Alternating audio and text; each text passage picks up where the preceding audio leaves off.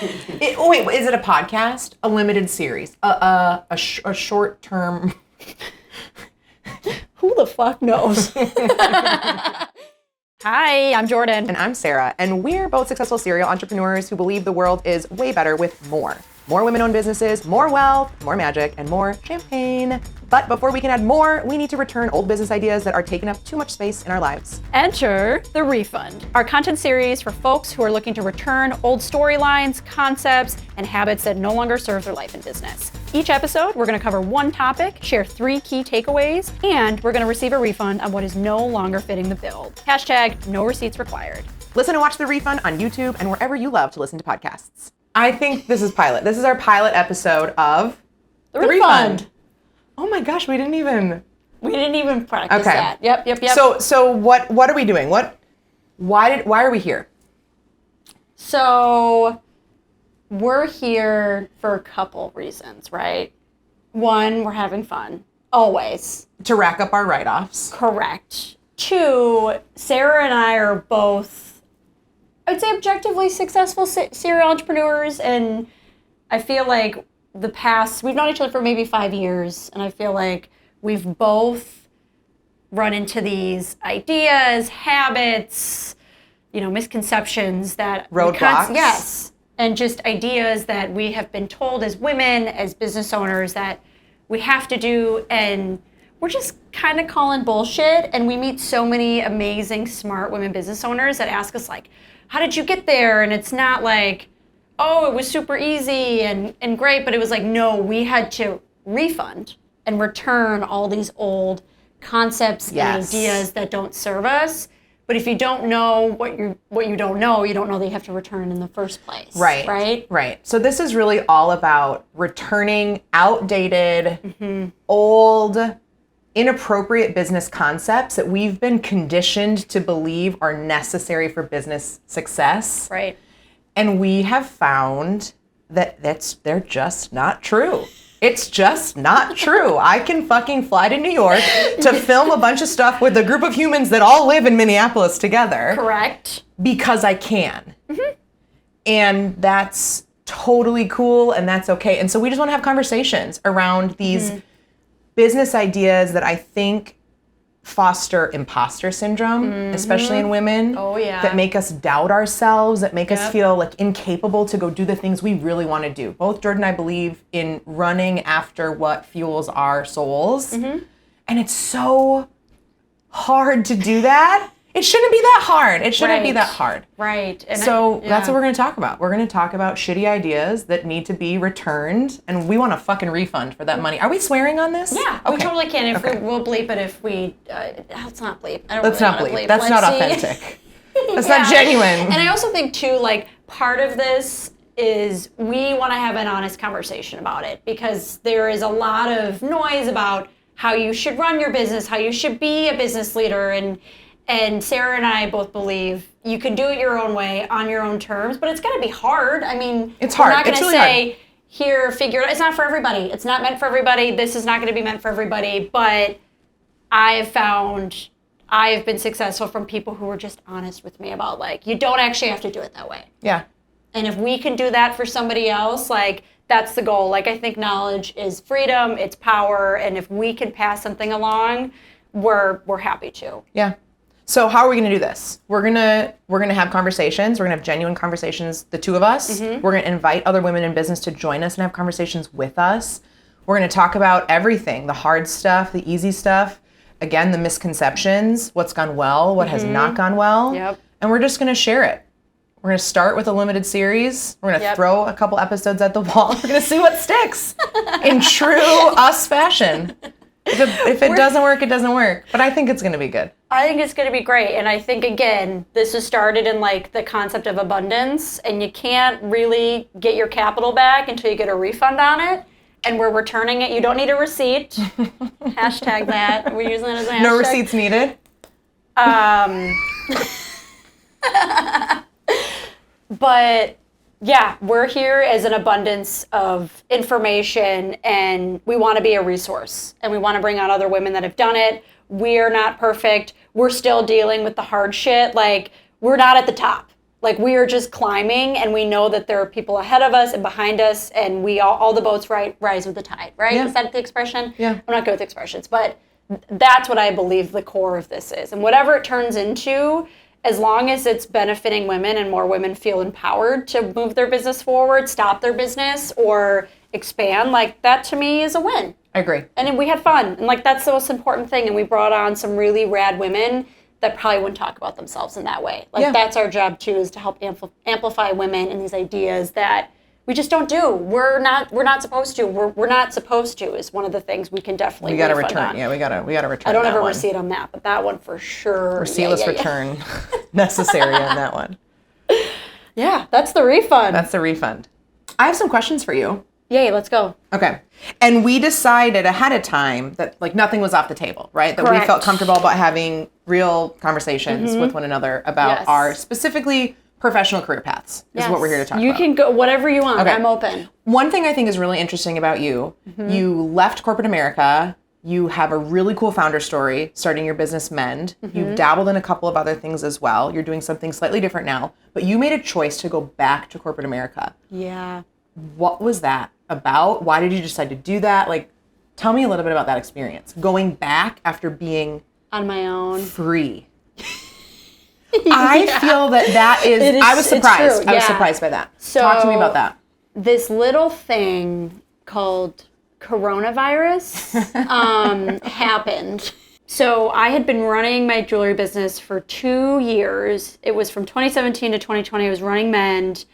And I think what happened was I was so burnt out. Like I went from like 0 to 1,000 with Mend. I went from like events, pop-up shops, partnerships with Nordstrom. I was doing everything all the time. And if you work in retail, like you work so hard and it's such a demanding physical job. You were all over town too. Yes. You were really present in the marketplace. Marketplace. I did trade shows. I was traveling to get materials. Like I was 110% in because I had gotten venture capital and I wanted to make the best of the 2-year agreement that like women, I'm an anomaly. Less than 1% of women get funding. So I wanted to Which is bullshit. Let's Correct. return that. Can we return that? Thank you. I'd like a full refund on that. So when, and towards the end of 2019, when I met with my business partners, I was like, don't want to take on any more funding because I don't want to give up equity. You should always be the majority shareholder, always. And I kind of had this moment where I was just done. I was like, I'm so burnt out. I would love to know what it's like to have health insurance. Like, can I just go see a dentist? And it was in 2020 in the spring, and I was like kind of freelancing here and there, just like trying to stay afloat. And I'm happy I didn't take a salary from Mend because I would have gone under, no question. There would have been no way I could have sustained a salary and had to adjust to everything that was happening in the world in 2020.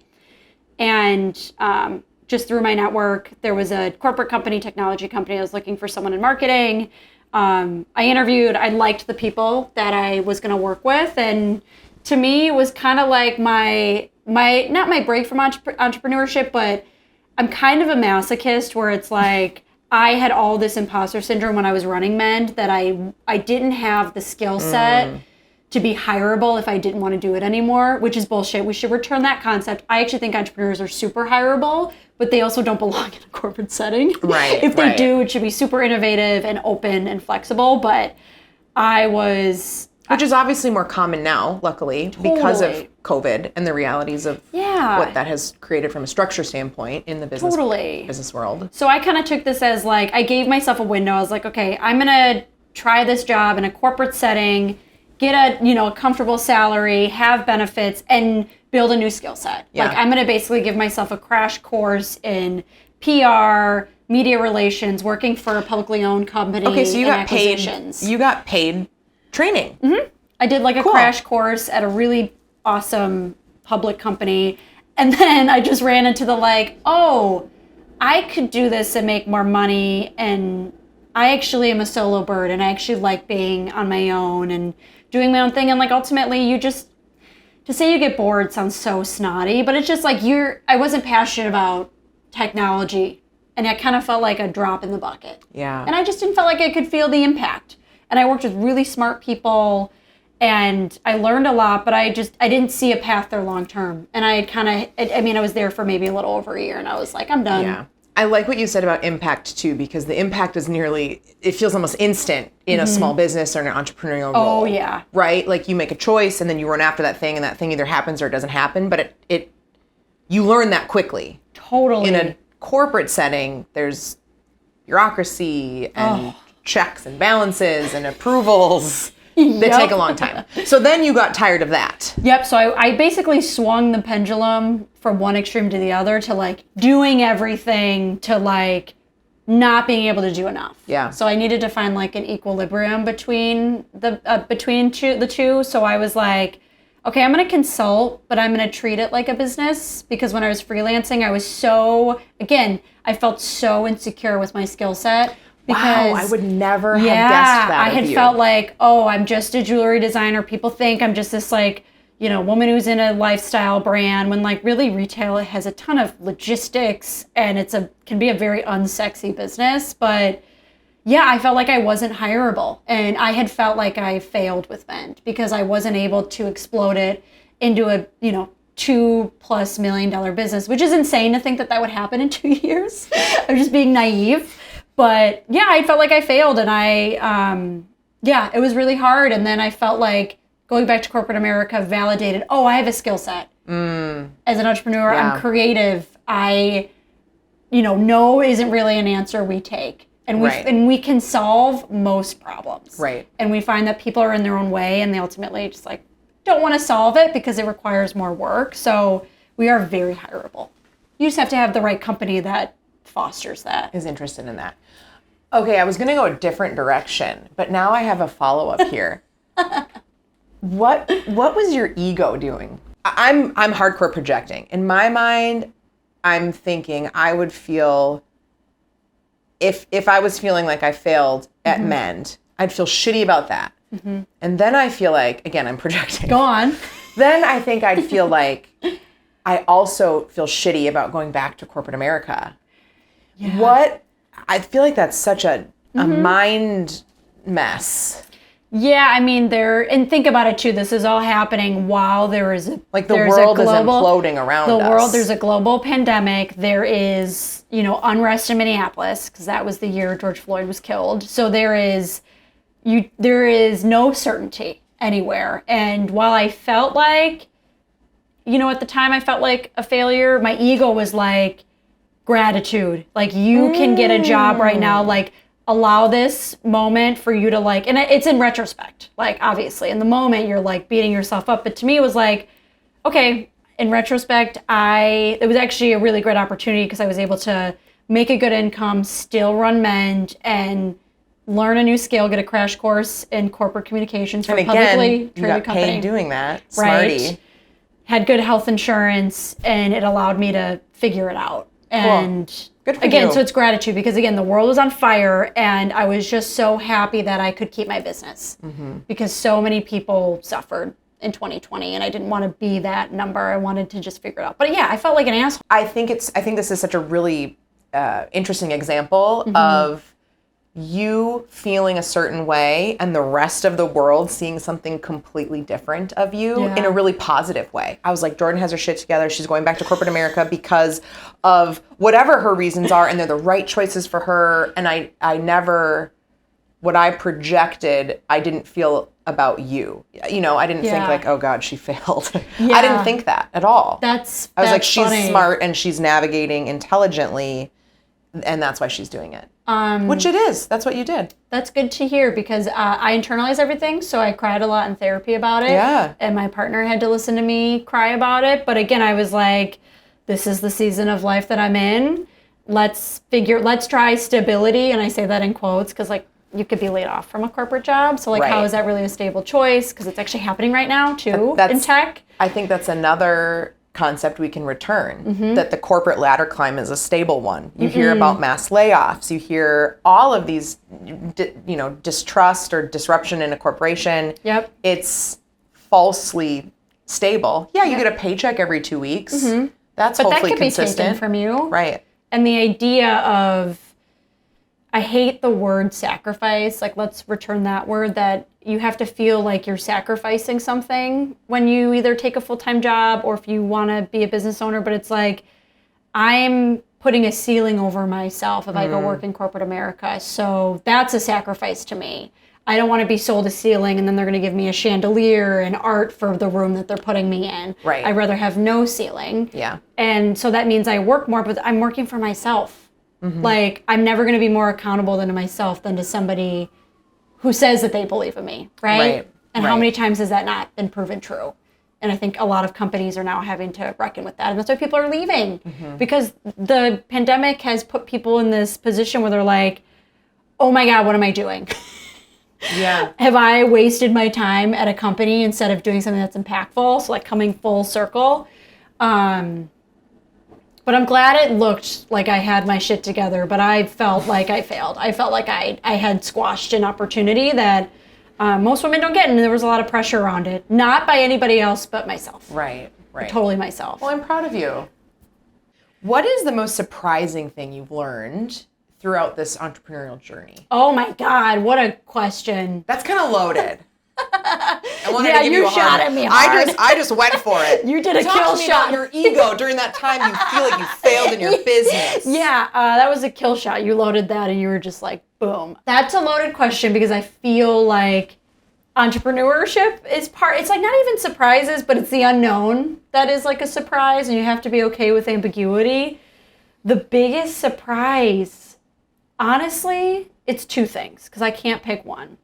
I think the first one is when you run a business and you go out on your own, you start to see your relationships change for better or for worse. That is so true. Brene Brown, I'm pretty sure it's Brene Brown that said it, that, you know, when you're doing well, it's almost like you're holding up a mirror in front of somebody. So if you're doing well, people are either going to be like, oh, I don't like that they're doing well, so I'm going to be difficult and I'm not going to be supportive. Or you see people who are doing well and you're like, oh my God, I want to do more. I want to do better. They're showing me things are possible. And that was so surprising because I made an assumption. I made an assumption that the people that were going to be supportive were going to show up, no question, because that's how I would show up. Totally. And then I just saw, and it was disappointing. There were a couple people that I cared very much about and they did not show up for me. And I took that very personally, talked about it again in therapy, get a therapist, and people are going to either be very supportive of your success or you're going to see relationships change, and it's really not up to us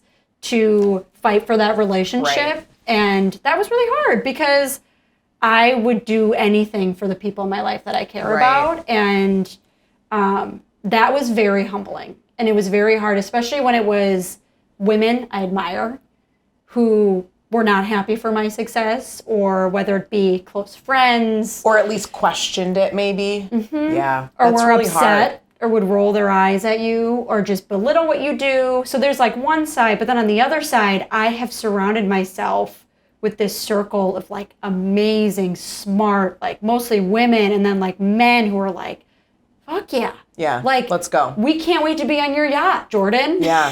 I can't wait till you buy me my Tesla. Yeah. Like, no, but like that is so important. And I know there is going to be a specific episode about growing a business and how do you have family and how do you have the right partners supporting you. But like that was the biggest surprise, is watching not only my relationships change, but like expand, but then also retract at the same time. And they're different. And like I've decided like you're either going to support me or you're not, and then that's just how you're going to show up. And you have to be okay with it. Yeah, and you have I to agree. accept that. And I'm not going to chase people who are not happy for me, and that's okay. Like that's on you. You got to figure that out. How funny you mentioned the mirror. When I projected onto you, I was like, oh fuck, I'd feel like a failure. That was just That's my the mirror, Brene, right? yeah. I can't take credit for that. That's Brene Brown. Which is so funny because, like I said, I never felt that about you. I was like, yeah, go girl, you go do whatever's best for you. That's so fascinating. Interesting. There was a second thing I was surprised by. One was the relationships. Both like kind of shrinking and also growing. Expanding, and it's a good, you just have to be aware of it. Just know that like the more successful you become, there's either going to be people that rally around you or those who are not happy for you. That was so great. Thank you for the interview. Is it my turn now? It is. Can I badger I'm busy. you. I gotta go. Oh, is it time to go? Yeah. It's fine. Okay, so is it my turn to ask you questions? Yeah, you can ask me questions. So I might not answer them, but you can ask. I'm going to be channeling my inner Oprah. I love my me some inner Oprah. Leslie Stahl from 60 Minutes. Okay. Love Leslie Stahl. Okay. Can I interrupt? Yes. Fun fact. Do you know her? When I was a freshman in college, I wrote into the Oprah show, and I got tickets. I got front row tickets to see Nate Berkus on the Oprah show. I also went to Jerry Springer that year. That's a story for a different podcast. I asked a question on Jerry Springer that they told me they could not air on the show. That's for another day. Oh my God! So you've been in the presence of Oprah And Jerry Springer, but yeah, mostly Oprah. Yeah, in the front row. Wow! Like Isn't that cool? Isn't that so cool? I actually feel something in my chest right now. It could be. Is it a heart attack or anxiety? Both? Okay. Do you know? Yeah. Can I quickly? Yeah. Can I tell you? So I'm going to meet Oprah one day. I'm putting it onto the universe. Do you know how she's going to greet me? Oh, okay. She's going to go, Jordyn! That's my Oprah. That's my Oprah impersonation. And then we are going to go let's into not her garden. show Oprah that. I hope she does I don't think it. Oprah's going to appreciate I mean, that. when But maybe she will. I don't know. When she did the iconic I know. Prince Yes.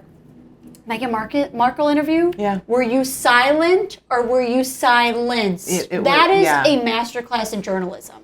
So I'm going to attempt that. Oh my gosh. Okay. I don't know if I'm So the prepared lights for just this. got hotter, right? Yeah, I am hot under these lights. This is the hot seat.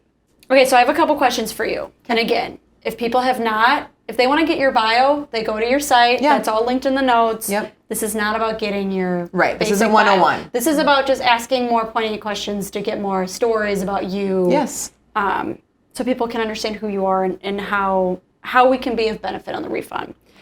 So my first question, it's not really a question. I want you to tell me a story when you realized that you were meant to be a business owner. Ooh. I think this started so long ago that I can't think of a specific moment. Mm-hmm. It was just who I was supposed to be and what I was supposed to do. Like always there. I've always had a ridiculous belief in myself. No, that's good. That's intuition. And That's right. And I think I've found a nice balance of what could very easily be read as cockiness, as what I have been told is this amazing confidence that some people find quite admirable. And I learned that would serve me really well if I chose to harness that natural ability that I have. Looking back, all the skill sets that I've run with my entire life that have served me so well in my entire life just scream entrepreneur. Somebody that just thinks that they're gonna fly to New York and set up some cameras and film a series that's going to work. Like, not everyone can just do that. And I have no fear around that whatsoever. I'm just excited, I'm energized by it, I'm ready to do it. And so I guess I don't have a specific moment or story. I feel it has always been within me. I just didn't know Where it would kind of manifest. Because you did work in corporate America. I did you work worked in at corporate Target. America. So was there ever a moment where you're like, oh, that role that is next up on the ladder, I don't want that? Were you ever in that position where you saw it and you're like, I can do it and do it well, but am I using my capabilities? I thought I was going to run that place. Wow. It wasn't even a question in my mind. I just was like, I'm just going to keep climbing. I'm capable. I'll figure out what I don't know. And I was really driven to do that. And it was working. Yeah. It was working. But what wasn't working is a whole entire part of my being was being ignored. Yeah. And I loved the support I felt. I loved the development I received. I loved the visibility in my role. I loved the team I was running. And I was like, all these things that you love so much about this, you're missing like this core of loving specifically what you're doing. I didn't love that part of it. I loved elements of it. And I thought, well, damn it, life is far too short not to love all of it. Mm-hmm. And maybe that's when I realized business ownership was the thing for me, and that's really what I sprinted after, because I truly believe that life is far too short not to love all of the minutes of your life. You aren't going to compromise. Right, there are going to be shitty times. I'm not denying that, and you're going to have to do things you don't love doing, but if you're not spending a vast majority of your time being obsessed with how you're spending your time, you got to cut ties and do something else. I agree. You don't have to compensate. I feel like women, we compensate a lot, and we feel like we have to just take the job for the dollar amount, which is usually less than our counterparts. And let's return that. Yeah. Please take that one. But you didn't want to compensate your values, but it took you had the ambition. It just wasn't placed in the same location as your values, which was business and creativity and the idea of like doing things like you don't want to do, but like, again, you're doing it for yourself. You're doing it for yourself, and you're accountable to it. Yeah. It was like I was using my skill sets in the wrong space. Mm-hmm. It was like the skill sets that had served me really well. It made me comfortable on a stage when I was younger. And so many people aren't comfortable doing that. Or I was comfortable speaking in front of a group of people, or I had no problem sharing my opinions, or I would take risks and try different things. I was leveraging those skill sets just in the wrong setting. Mm-hmm. And I was like, oh, hot damn. I could be doing so much more if this was my own.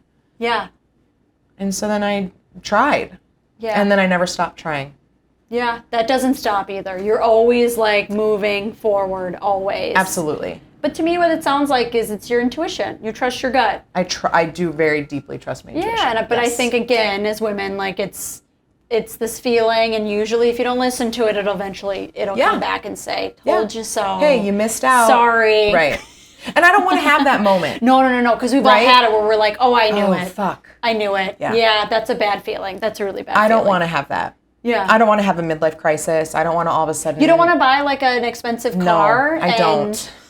Like, I just don't want to have to do that to make myself feel better. You're not chasing a vacation from your own life. Like, your life is the vacation. Yes. Your life is enjoyable, but you take time off to take care of yourself. So it's like this... I couldn't agree more. It's like your life becomes joyful, not like my life and work are separated and I'm not... It's like you spend your entire life at a company. Yeah. Like, we're spending our entire lives working. So it's smart of you to, like, realize, no, my skill set's valuable, but it's elevated when I'm in the driver's seat. Totally. That's what I'm hearing. Yeah. Okay. Mm-hmm. You got it. I love that. You got it.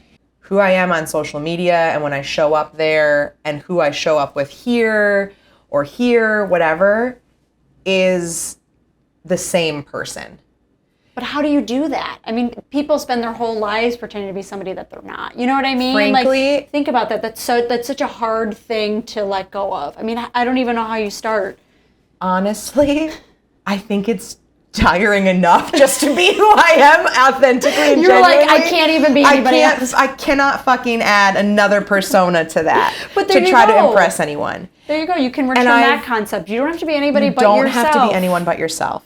And that is another one of those things that from a very young age, I learned and I just did it. I mean, there are definitely phases that I was wildly uncomfortable and, you know, I hated myself. Like, I'm not saying that wasn't a phase, and I'm not saying there weren't those moments. But it didn't paralyze you. But it didn't paralyze me, and frankly, it's so much easier for me just to be me. And I think that's a palpable connection point. I think it helps my sales funnel get people through faster.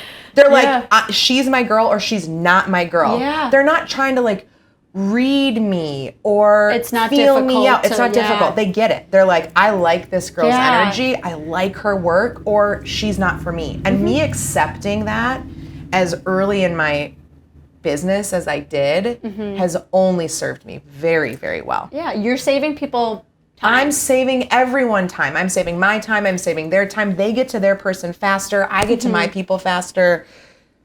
I get to my people faster. It's important to just like, I don't have time for that bullshit. And that I've heard this before, like, nope, that is who you meet in real life. Who you see on social media, who you see showing up on a website in the digital space is who Sara is. That's probably my favorite compliment I've ever received. Yeah, you are who you are when you show up in whatever medium. Yes. It's not just like an alter ego that's turned on, that's clearly just wanting a return. They want whatever it is that they're selling. And let's be real. There are definitely times when you show up differently intentionally, right? Like there are times when you really turn it on. There are times when maybe you're more chill. I'm not arguing that. That's all about brand, right? And that's about being on brand and your true brand experience. But I just am going to continue to show up as who I am. And I have just found that the right people, my dreamy client, I'm calling those people in because I just keep showing up like me. This is, to me, where burnout starts to happen, which I've not felt burnout. Of course, there are times when I've needed a break. There's times where I wanted to get away. I'm not denying that. But I think burnout is really amplified when you are no longer able to be the person that you're pretending to be. Oh my God. It isn't sustainable. It's just not sustainable to not show up authentically as who you are. You can't keep like performing. Gosh, And I'm not saying in a positive way, but like putting on a front. Like performative. Yeah. And like it's performative. And then I also think like. It's just tiring. We underestimate how smart people are. Like I think, again, running a business and watching your relationships change, I now can spot when someone is not being honest with me. They're not being authentic, or they feel like they have to act a certain way. And I'm like, you don't have to do that. Right. Like, I promise, like. I would just rather us get there faster, right? It's like dating, right? Right. Like you just want to, like, I just want to know, don't try to trick me. Don't try to. Just be your true self, and if it works, it's going to work, and if it doesn't work, it's not going to work, and I'm just going to give you a high five, and I'm going to go a different direction, and that's totally fine. Yeah, people who are successful want to help you. People who have a high self-esteem are usually themselves and are honest about what they're good at, what they're not good at, and they're not afraid to stumble in front of people. And be embarrassed, and like... I am not afraid to stumble in front of people. Yeah, I tell people I'm like the smartest ditz you've ever met. Like, there's some words I can't pronounce, and that's okay. Like, I'm smart for something. And just own it, right? You're just going to own it. And I'm dumb in other ways, but you know what? Like, that's okay. Like, I know who I am, and like, I kind of think that's part of my charm, to be quite honest. Can you agree? Thank you. I think it's very charming. Thank you. My last question for you, I actually want us both to answer because I thought it was like I love it, like a little icebreaker. Okay. If you were to be a cocktail, what cocktail are you? And I need you to be as descriptive as possible because you're a designer and that's creative. I would be an extra dirty martini. Oh, yeah. Super icy vodka. It's clean. It's minimal. It's served in a beautiful glass. I especially like it. It's actually in a coupe. Not in a traditional martini glass. What's a coupe? I don't even know what a coupe is.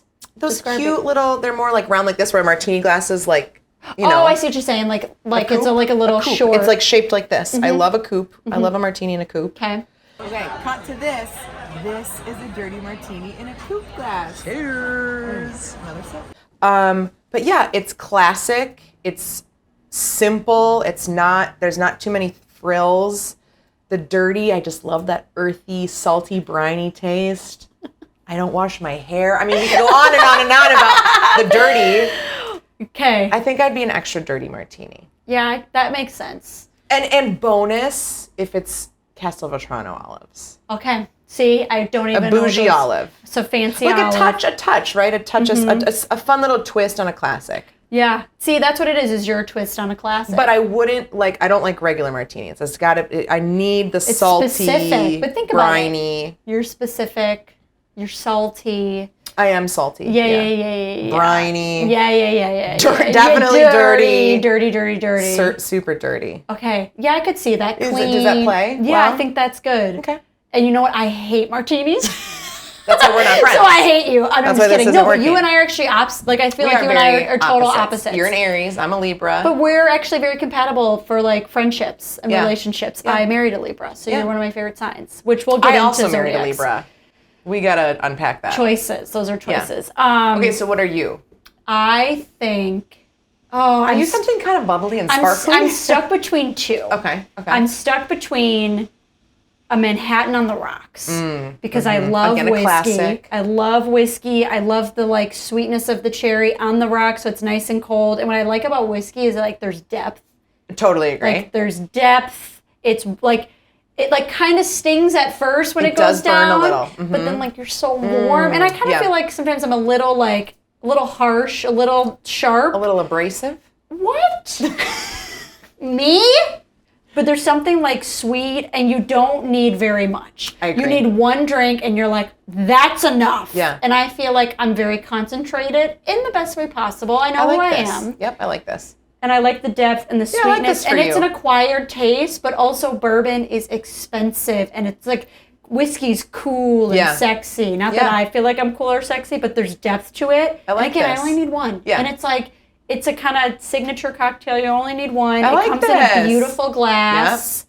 Do you like the cut glass? Mm-hmm. Yeah, yeah. Those are cool. I Yeah. love a really big ice Cut cube. crystal. Yeah. Oh, yeah. With like a stamp in it? Yeah, Like with my, it's like customized. It's so branded, like with my name on it. or your face. My face, my glasses, just Yeah. my glasses. Oh, that would be that's so cute. Okay, I like this. I like this. See, this is why we're friends. We meet in the middle somewhere. yeah. We meet in the middle when it comes to a brand. But Okay, what's your other one? the other one was going to be an Aperol Spritz. Aperol Spritz I love an are Aperol like Spritz. Right bright. It's the Amalfi Aperol Coast. is a very You're wearing specific Aperol taste. like Yes. orange today. Aperol's a very specific taste. Well, this goes down a little bit easier, but can it's drink it like fast. yeah, it's just like You can have lots of zoom, them. and you're like, I'm having the best summer of my life. Yeah, and it's I agree. Italian. Yeah. As you just said, and I'm Italian, so. Yeah. Those are probably my two go-to drinks. Those are good. Summer is Aperol. Winter is my Manhattan on the rocks. I like this. And you're a dirty martini. I would which drink a makes dirty sense. martini year round. Wow. And I like more than one. So it's probably what we're gonna get tonight. Yeah. Cool. Okay, well, 3 things I feel like we've learned from today. Yeah. Because that's also the point of this too, is I want to leave you with 3 things. 3 things. That I feel like you've learned. So if you skip to the end, which why, but I get it.